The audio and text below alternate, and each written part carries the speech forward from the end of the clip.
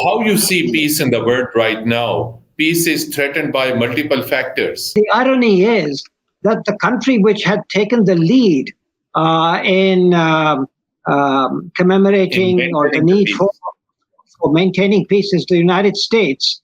And the United States is the country which has, almost right from the beginning of its own creation, always been at war. Do you think the United Nations has failed to maintain global peace? It is not the failure of the United Nations, because the United Nations depends on the Security Council, and the Security Council is made up of the major powers of the world. There have been provocative statements, threatening statements. We will capture Azad, Jammu and Kashmir. We will attack Pakistan. How do you see the peace in South Asia in such situation? Do you think peace in South Asia could be maintained? No, I don't think so. India and Pakistan are not at war today, but India is in illegal occupation of Jammu and Kashmir. The world, led by the United States, has de facto recognized India's illegal occupation of occupied Kashmir and has put its pressure on Pakistan to maintain peace. Attacks on different locations in Lebanon with the help of the technology. And UN Assistant Secretary General called these attacks as war crimes. Israel is the attack dog of the United States, and Israel is responsible for the situation in the Middle East, not just over the last few years, but ever since it came into being. If we see in the South China Sea, the war looms over there as well. So in the years to come, do you think there will be war in South China Sea between two powers? America, which is threatening war in the South China Sea, just as it has threatened war in the Middle East and other regions of the world. China will go to war in order to protect the unity of China. And America knows that, but it is still playing this double game, which risks another world war.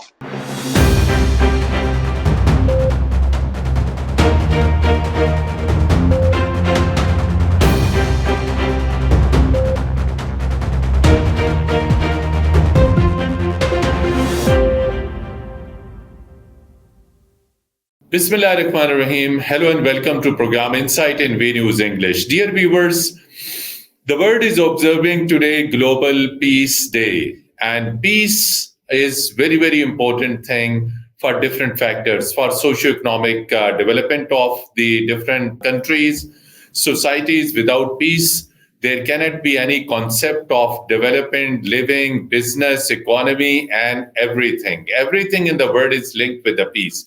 And when we talk of the peace, peace is affected by multiple factors. In the world, in different parts of the world, we see conflicts, wars, and in the different parts of the world, we see also insurgency, militancy, and terrorism. These things are also affecting peace. To discuss the concept of peace and how world could be turned into a peaceful place, how conflicts could be resolved through peaceful means, we are joined by renowned scholar, former ambassador, Ashraf Jehangir Qazi Sahab. Ashraf Jehangir Qazi Sahab regularly writes columns, appears in talk shows, and he has held top diplomatic positions as Pakistan's ambassador to different countries, also served in the United Nations.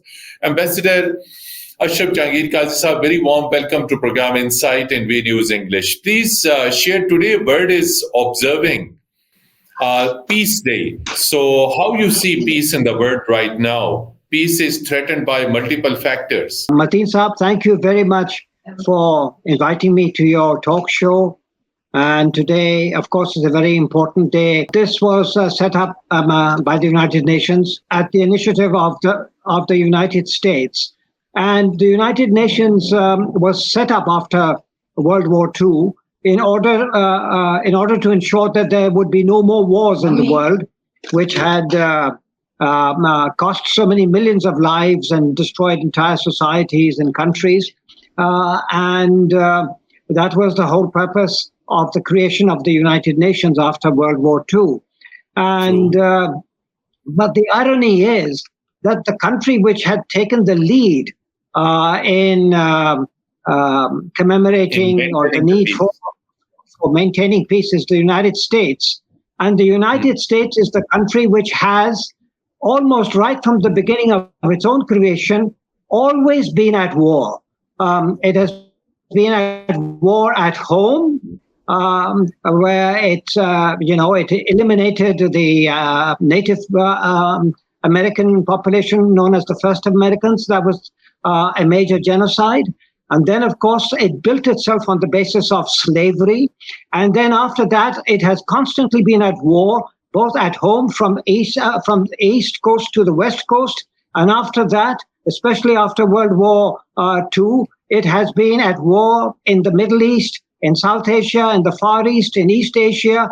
And right now, it is in the process of supporting and abetting with military aid genocide in Gaza. And it has provoked the Ukraine war. Russia was wrong to invade Ukraine, but the United States deliberately trapped it into attacking it because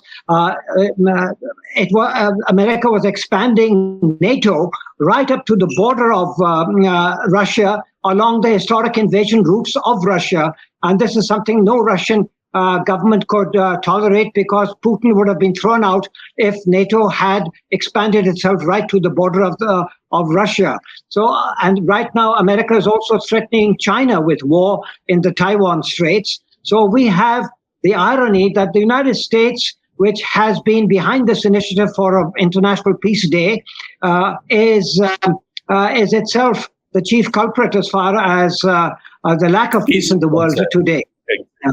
Ambassador Qazi, as you mentioned that United Nations was created to maintain peace and security in the world. Do you think the United Nations has failed to maintain global peace? It is not the failure of the United Nations. Because the United Nations depends on the Security Council, and the Security Council is made up of the major powers of the world, primarily the United States, China, Russia, England, and France. England and France don't deserve to be part of the Security Council anymore, since they are minor powers now. But I mean, the two major global powers in the world today are are America and China. Russia was until the end of the last Cold War. Since then, Russia has slipped as a global power. It is no longer a global power. It's a major nuclear power, major military power, but its economy has suffered quite a bit. Now, the two global powers are the United States and China. China is a country which stands for peace and economic prosperity, shared prosperity. It does not seek global hegemony. America requires itself to be the global hegemon in order for world peace to be established.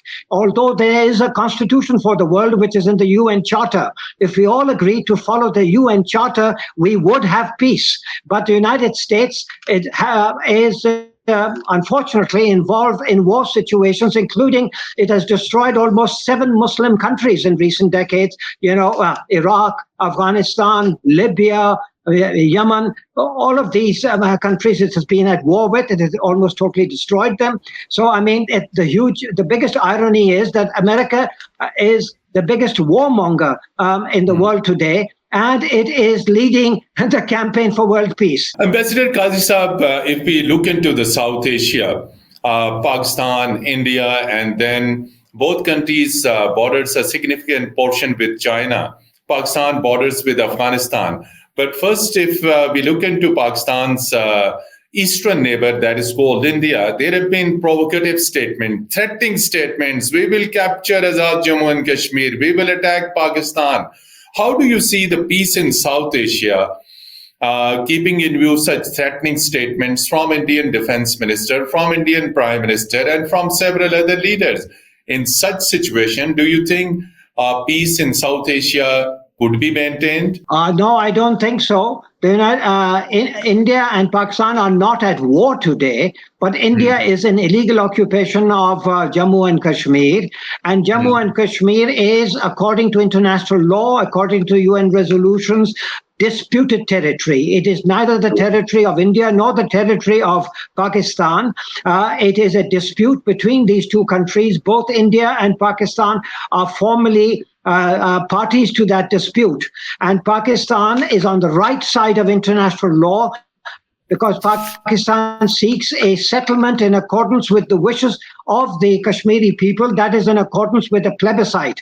India has made this impossible, and the world, led by the United States, has de facto recognized India's illegal occupation of occupied Kashmir and has put its pressure on Pakistan to maintain peace with India and not to pursue the liberation of Kashmir from Indian occupation. Otherwise, cooperation between the US and America will be threatened. So America is a chief obstacle to a Kashmir settlement in accordance with the UN ascertained wishes of the Kashmiri people. That is in accordance with the plebiscite. So America is at fault even here. Pakistan's position is correct in terms of morality and law and in terms of the wishes of the Kashmiri people. And we are maintaining that stand, which is a correct stand. Ambassador Qazi Saab, if we look into the Afghanistan, there are still safe havens of various terrorist organizations. And this band TTP, which is called now Fitna al-Khawarij, is operating from Afghanistan. So despite the withdrawal of the American forces 4 years ago, Afghanistan soil is still considered as threatening to the regional and global peace because terrorists are openly operating from there. So how this terrorism, which is emanating from Afghanistan, how it could be overcome? Well, the Afghans don't accept our point of view. And as far as the Taliban are concerned, we used to regard them as the friends of Pakistan. And most of the Afghan people blame Pakistan for imposing Taliban rule on Afghanistan. So now, under American pressure, we are calling the Taliban terrorists, when up until recently we regarded them as the friends of Pakistan in Afghanistan. And Pakistan does not consider itself a terrorist country, so we will not support a terrorist government. But now, ever since the Taliban defeated America in Afghanistan, and America has been forced to withdraw, but American pressure on Pakistan continues, and we seem to be vulnerable to American pressure. So we have now made an enemy out of the Taliban, whom until yesterday was Pakistan's major friend in Afghanistan. And before the Taliban, our major friend happened to be Gulbuddin Hikmatyar. So our friends keep changing, and the Afghan people are very unhappy with Pakistan as a result. Ambassador Qazi Saab, what do you think? How this terrorism, this monster came into being? And then within few years, it spread over different continents and the parts of the world, starting from Syria and Iraq and Afghanistan. Yes, Mateen Saab, the biggest terrorists in the world are the state terrorists. And the biggest state which is pursuing state terror in the form of war and forcible change, regime change, including in Pakistan, has unfortunately been the United States of America. So the United States of America is following a policy of terror in the name of anti-terror. You know, these are just words. You know, the terror that you commit is counterterrorism, and the terror or the counterterrorism of your enemies or adversaries is called terror. So there is no truth in this. The people of the world cannot be fooled. They know who is responsible for the wars which exist in the world, and war is the greatest form of state terrorism, which is the main form of terrorism. These individual non-governmental organizations, their terrorism is a very small part of the world phenomenon of terrorism. The major people who die are in wars, and wars are launched by the major powers. And the major powers, we know, it's quite obvious who they are. Unfortunately, the world needs to get together in order to ensure that the United Nations Charter becomes the constitution of the world, so that we have world peace, which is the fundamental basis of the UN Charter. Ambassador Qazi Saab, in last 3 to 4 days, we have seen Israel carried out high-profile attacks on different locations in Lebanon with the help of the technology. And UN Assistant Secretary General called these attacks as war crimes. So how you see this technology being used for terrorism purpose? Israel is the attack dog of the United States, and Israel is responsible for the situation in the Middle East, not just over the last few years, but ever since it came into being. And its own coming into being itself was an act of terror against the local Palestinians who'd never done anything to the Israelis. Indeed, the Palestinians welcomed the Jews who were the victims of World War II and welcomed them as people, even though they had no right to the land of Palestine. Do you know the majority in Israel are what are known as the Ashkenazi Jews, and the Ashkenazi Jews are non-Semitic Jews. They do not have a drop of Semitic blood in their veins, and they have come and displaced through genocide, through terror, with the full backing of the United States, the local population. 7 million Palestinians were evicted from their homes, and they've been living there for thousands of years, and the right name for Israel is occupied Palestine. There is no such legitimate state as Israel. And so, I mean, Israel is the illegal occupier, the terrorist, and it is the attack dog of the United States. It condemns it on the one hand, and as a result of Israeli terrorism, including the murder of more than 25,000 babies in Palestine, America has doubled its military aid to enable Israel to continue its genocide in Palestine. This is the truth, the bitter truth. And we have to, and if we are going to be a respected country, we need to call out those who are responsible for the situation. Ambassador Qazi Saab, International Court of Justice gave 2-3 verdicts, but there was no implementation. UN Security Council adopted resolution to prevent Israeli attacks, but there was no implementation. UN General Assembly adopted resolution.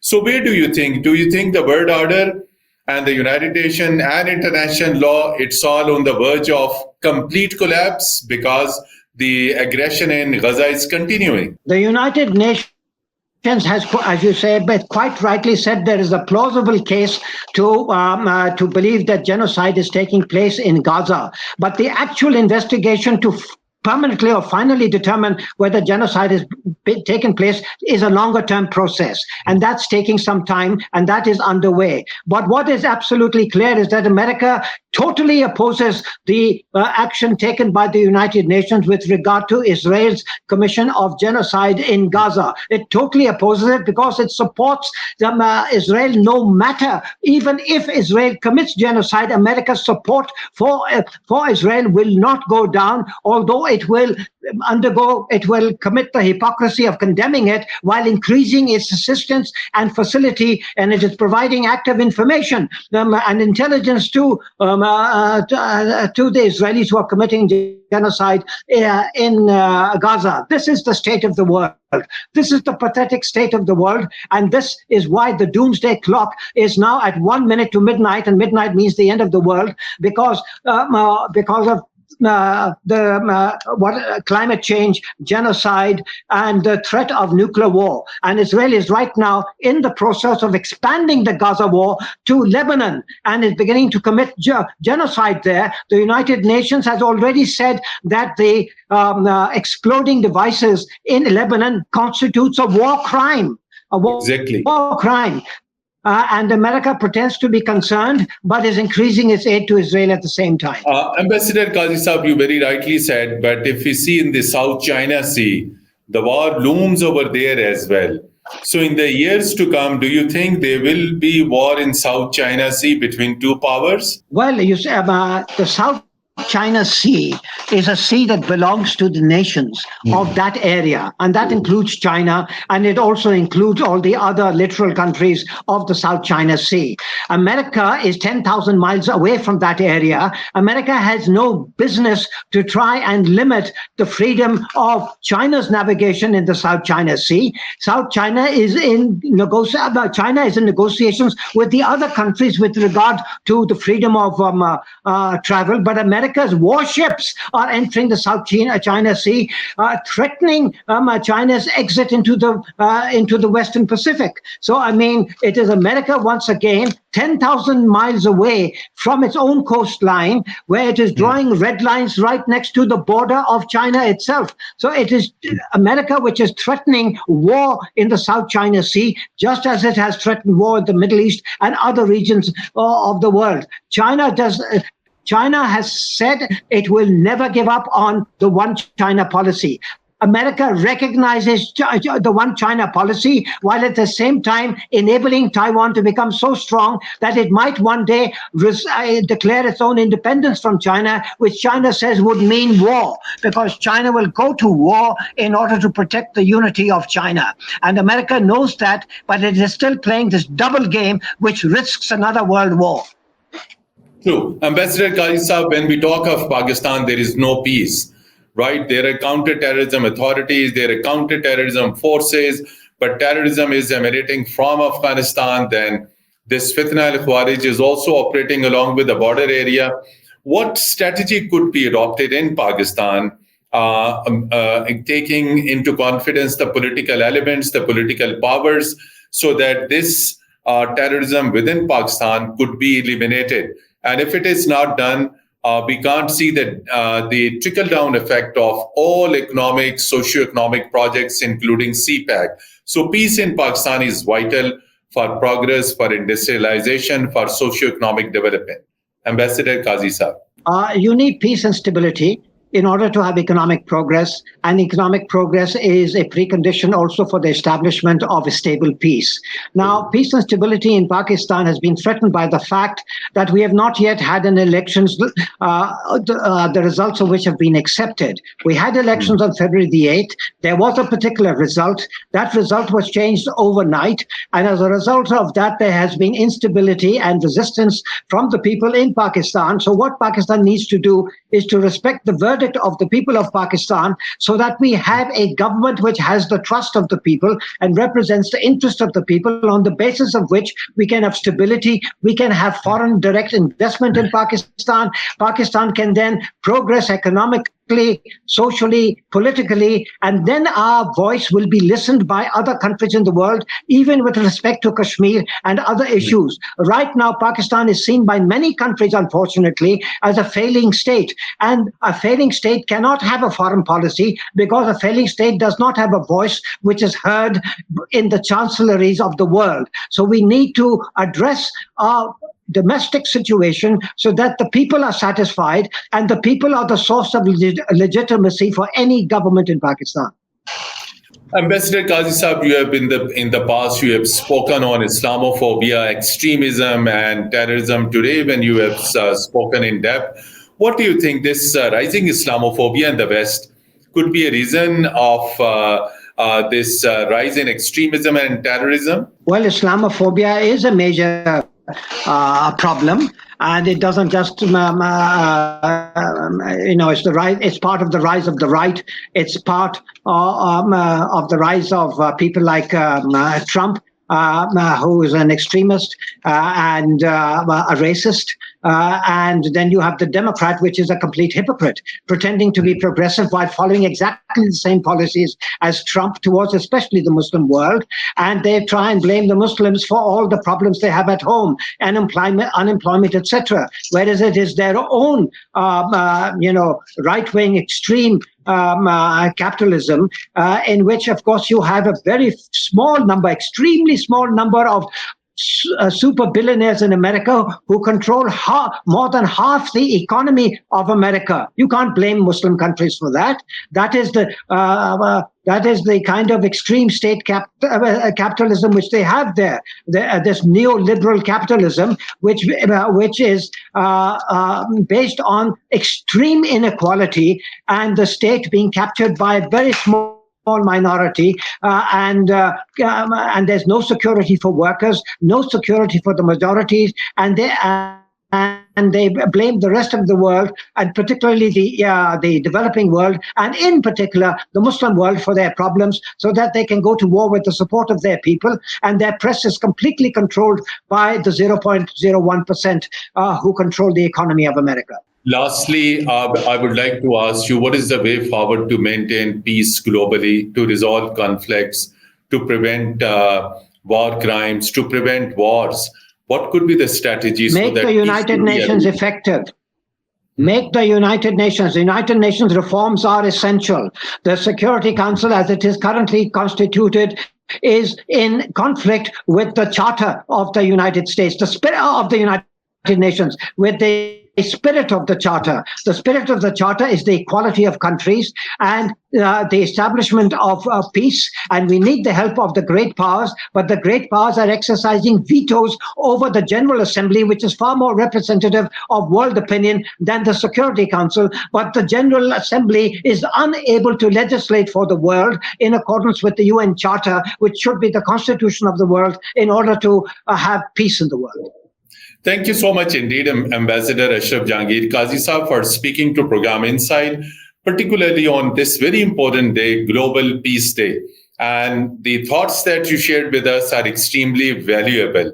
Dear viewers, till our next program, goodbye and Allah Hafiz from studios. Allah Hafiz. Thank you.